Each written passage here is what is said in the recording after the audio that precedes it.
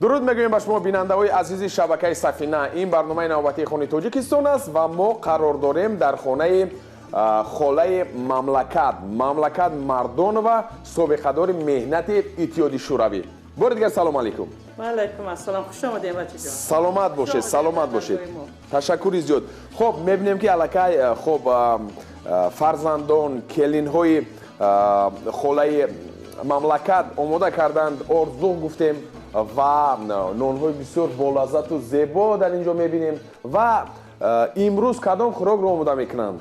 امروز قدیم ماندگی قدیم زمان که ایران ما استفاده میبریم و با لذت میخورن خاندان ده این چنگالی باشه. چنگالی است؟ برای همین چنگالی کدام محصولات لازم است؟ برای چنگالی اول ما اکثریت وقت اردوی آسیوی چیز میکردن، استفاده میبردن. یعنی از اردوی آسیوی نان؟ آسیوی و با مزه تر میومد. یعنی نانی فطیر آسیوی از اردوی آسیوی و با مسکی خانگی. خیلی عالی، خیلی عالی. خب بیننده عزیز، با سهم شما میرسونم و نفرانی که شاید خب بارها نام مملکت مردانووا رو شنیدن و بار دیگر میگویم که مملکت مردانووا دارنده جایزه های زیاد در دوران اتحاد شوروی، دارنده جایزه های زیاد، خب مدال های زیاد در دوران استقلالیت و در دوران اتحاد شوروی خب راننده ماشین پختچینی بودند و یکی از نفران پیش صف در همون دوره محسوب میافتند و تا امروز خب کوشش میکنند که مهارت و ملکه خویش را با فرزندان با نزدیکان نشان دهند و میبینیم که امروز خب در سن و سال خودش نگاه نکرده بسیار فعال است و در دوام صحبت در شما خواهیم گفت که چی کارها را انجام میدهد امروزها خالای بسیار مهربانمان مملکت مردانووا. دوستان عزیز، بعد از چند لحظه برمیگردیم. این برنامه خونی تاجیکستان است از شبکه سفینه.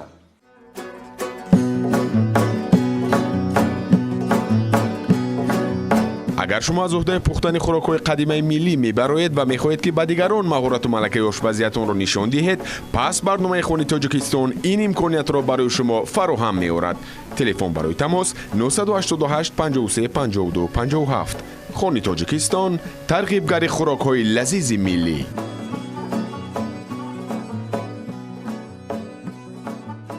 برای چنگاله همه اوقات ملی قدیمای ما باشه، برای ایره کردن اصلا همه اردوی آسیوی باید استفاده بریم. اردوی آسیوی چقدر فطیرده به لذت میآید. بله بله. مسکای خانگی. مسکای خانگی. ما که در قشلاق زندگی میکنیم، مسکا همش محصولات خودمانه، اینا همش آماده کردیم. خیلی عالی. بیننده عزیز، شما بینید که نان بسیار باللذت، یک بوی خیلی لذیذ دارد از اردوی آسیوی، یعنی بسیار باللذت. مسکای خانگی، انا ارزوق از اردوی آسیوی، طبق، همون طبقهایی که هنرمندان تمام مناطق تاجیکستان میتراشند آماده میکنند. همین کفلزی که از خب محصول دست استاها و هنرمندان تاجیک هستند، همش طبیعی، همش تاجیکی، همش از خودمان. برای همین برای چنگالی گفتن فقط مسکه خانگی و فطیر لازم است و من فکر میکنم که کمک میکنن برای شما. همین طور است؟ کمک میکنن سن سالی ما دیگه کلیناش. بله خیلی خوب. برای ما کمک میکنن.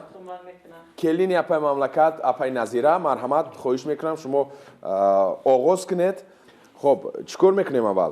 اول فطیر رو مای دریزه میکنیم. مای دریزه میکنیم ها؟ خب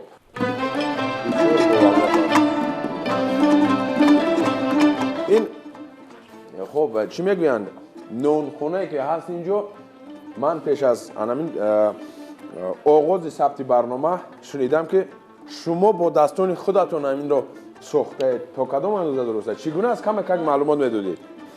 ما حیات شخصی اگر شما پرسیم عیاشی همه یاردم فرزنده قطع زندگی را خودم پیش بردم. شکر 7 پسر و 2 دخترک دارم، همشون معلومات‌های عالی دارن، کارکنای هر ساحه هستن. بله. کلیناکام همشون من 3 تاش معلمی مکتبی دهمانن. یکش دختره ماندگار دوزنده همشون به کسب مشغولن یعنی صاحب کسب و کار گوناگون هستند همشون یگان تی فرزندای من روسیه نمیروند همشون در همینجا جای کار دارن همشون یعنی شما کوشش کردید که هر یک اون رو کسب صاحب معلومات کنید خیلی عالی زمینای خواجگی داریم این محصولات هم از مال داریم گل داریم محصولات خدمات گل مال بانی میکنیم من هم اکثریت روزگار من از زندگیمون از دست مهنت محصول دست خودتونه محصولات دست خودمون است خب میگفتید که انمون چی فرقیت داشت چون سالیانی دراز در دوران اتحادیه شوروی شما کار فعالیت میکردید در کلخوز کار میکردید خب دوران استقلالیت رو گیریم چی تفاوت چی پیشروی ها هست شما چی گفتم میتونید حاضر زندگی چقدر اویلا میکنم که پیش رفتگه بله. لیکن ما توانهای ملی را لباسهای ملی را هیچ وقت فراموش نکنیم درست اینا از اولاد در اولاد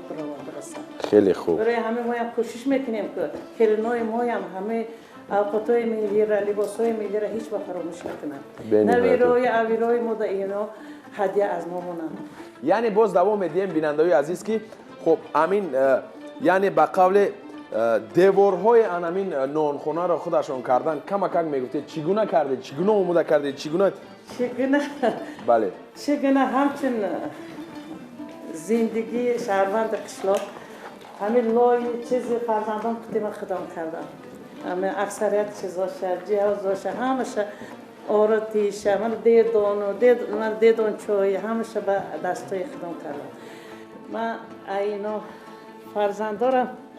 فرزندارم میخوام که همه خیلی رنگ من مهنت نفس بینن و زندگی را همیشه پیش ببرن هیچ وقت سرخم نباشن سلامت باشن در این زمان ما اگر مهنت کنیم چقدر زندگی ما آسوده آرام میگذره سلامت باشن خب انمون کار گفتیم شما راننده ماشین پختچینی بودید خب وقتی که صاحب فرزند شدید چند روز بعد باز با کار رفتید یعنی که این معنی رو دارد که چنان شما با کارتون داده شده اید من سالای 18-19 سالم به راهنمای کانسومال که در رایون یاوان کار اومدم این سالای چند بود؟ سالای 74 ممکن بود من کار آمدم ای همین سالای و اینجا من شفر بروندم فرزنددار شدم کار خواجگی کار کردم من نمیخواستم که یگان آدم بیاد که این زن بود و ایودی کار نرومد سلامت باشم من همه وقت کوشش میکردم که پلان من بود باشد و ما کار پیشرو باشم پیشروی رو نظم میدیدم سلامت باشید بیننده عزیز اون افرانی که نوکک به شبکه سفینه پیوستن بار دیگر میگویم که شما برنامه خونی تاجیکستان رو تماشا دارید و ما قرار داریم در خانه سابقه‌دار خب مهنت اتحادیه شوروی هم جمهوری تاجیکستان این هم باشد مملکت مردانووا بعد از چند لحظه برمیگردیم ما رو همراه باشید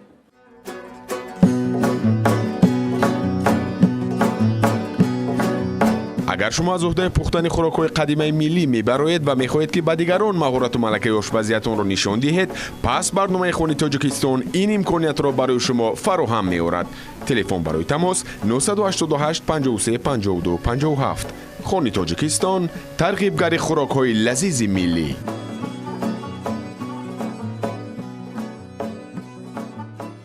دوستان عزیز گفتم که در خانه اپای مملکت مردانووا قرار داریم خب تو این دم چیکار کردند خب اپای نظیره فطیری که نوکک از تنور کنده شد از اردی آسیابی است به سمی شما میرسونم کلون ریزه کردند و بعدا مسکه رو انداختند و باز با همین کفلز یا کفگیری خب چوبی کوفتند به مدت 4-5 دقیقه میده کردند اکنون خلای عزیزی من مملکت مردانووا چیکار میکنیم دیگه این چنگالی ما تیار شد خب ما برای ایره دستخوان آماده کردن بالاش مسکه میمونه یعنی باز در بالاش مسکه ایلوه میکنیم خیلی عالی این مسکه های خانگی خب این مسکه میمونیم بالای ایده خلای مملکت شما گفتید که صاحب 9 فرزند هستید همینطور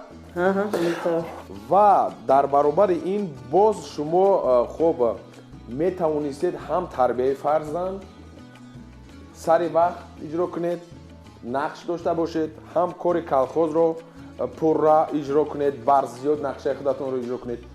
برای یک زن چگونه میسر میگردد؟ همین سیری همین رو بگویید که شاید بعضا بانوان ما کمک تنبلی میکنند و بسیار بانوها پیش میارند. چون شما هم در اویله موفق شده، هم در کار، در کسب. اگر آدم در زندگی قصیق داشته باشد، زندگی رو مستحکم بقفه، همه کار رو سپید میکنن، همه کار میسر میشن اجرا کردن. من اتپسک میگرفتم، رخصتی میگرفتید؟ مهنتی اتپسکای مهنتی و عین وقت سیزنای پخته چینیده پخته میچیدم. دیگه وقتی من سردار برگادری بودم، سلامت من باشم. 100 هکتار زیادتر زمین داشتم. یگان سال نیست که من پلان بود نکرده باشم. سلامت باشم. فرزندان شکر همشون مکتبای میانه رو با عالی تمام کردن و با های اعلی همشون با مکتبای عالی رو تمام کردن. کلینا من کوشش کردم که چند قشتی که قوت میرسه باید معلومات عالی گرفته دادم. ای خونه خودم خوندم. شکر من 7 فرزند ای خودم، یک فرزند دیگه از کردگی دارم. و فرزند مردم بود، در همه جا گیر میگشت و خونی در نداشت، هیچی نداشت. همه بچهای من تکیه میکرد، گیر میگشت. من خواستم که وای خانه دار کنم. همین سال ماه اکتبر 14 اکتبر ما وای خانه دار کردم. فرزندای من 8 شده. سلامت باشم. سلامت باشم. عاجزتر بودن، چشمشون نمیدید، هر دوشون هم ای دیدم کمتر بودن. من میخوام که تا روزی که من هستم هیچ وقت ویا چشمی نادیده نماند. خیلی خوب. اکنون دوستان عزیز، خب آماده شد چنگالی ما آماده شد و با همراهی بسیار نفر خب با احترام مملکت مردان و سر یک دسترخوان میشینیم و میچشیم و میگوییم که چگونه لذت چگونه مزه دارد چنگالی که آماده کردن. جهانی سپاس برای اپای بسیار مهربان کلینی خالای مملکت اپای نظیره. بعد از چند لحظه برمیگردیم در سر دسترخوان. اگر شما از عهده پختن خوراک‌های قدیمی ملی میبرید و میخواهید که به دیگران مهارت و ملکه آشپزیتون را نشان دهید، پس برنامه خانی تاجیکستان این امکانیت را برای شما فراهم می‌آورد. تلفن برای تماس 988 53 52 57. خانی تاجیکستان، ترغیبگر خوراک‌های لذیذ ملی.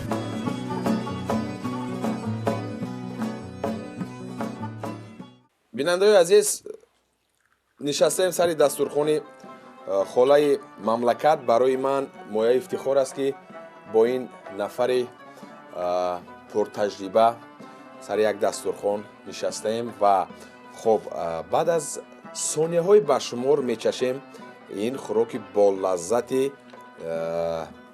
ملی تاجیکی را. خب مرحمت خالای مملکت، بسم الله کنید. مرحمت. میچشیم دوستان عزیز، چنگالی نام دارد این خوراک و خب آماده کردند البته کلینی خالای مملکت، ولی معلوم است که همش را خودش نشان داده و آموزانیده است خالای مملکت. برای همین مرحمت گیرید.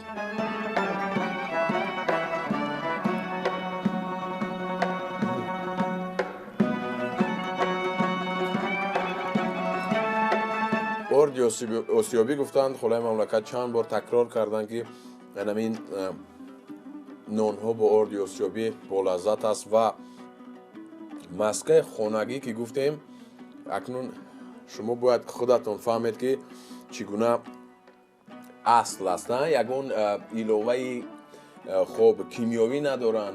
خوراکای بسیار همین محصولات اصل از همین لحاظ بسیار با لذت است. من فکر میکنم که آن نفری که میچشد و استعمال میکند این خوراک رو کسل نخواهد شد، یعنی کسل نمیشود.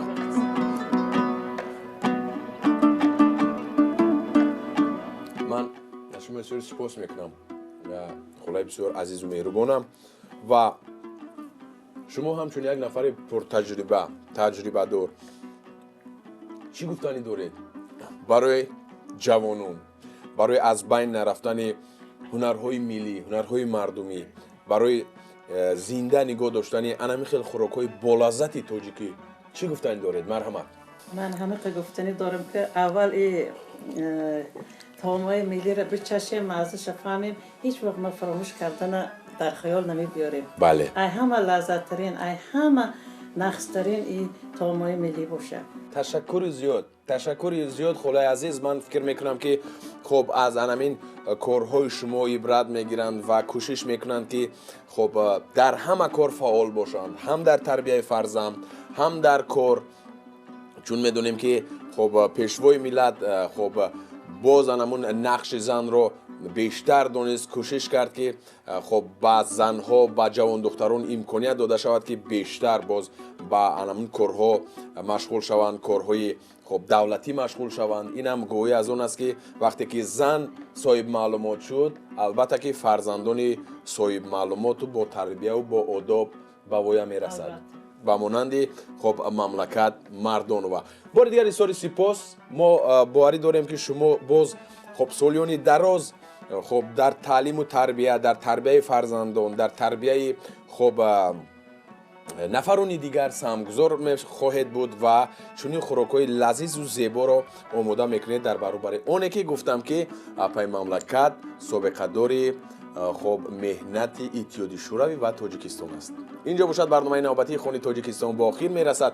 تا دیدار نوبتی خود و نزدیکانتان را احتیاط کنید بینندگان عزیز. برنامه‌های ما هفته‌های آینده ادامه خواهند یافت از مناطق دیگری تاجیکستان.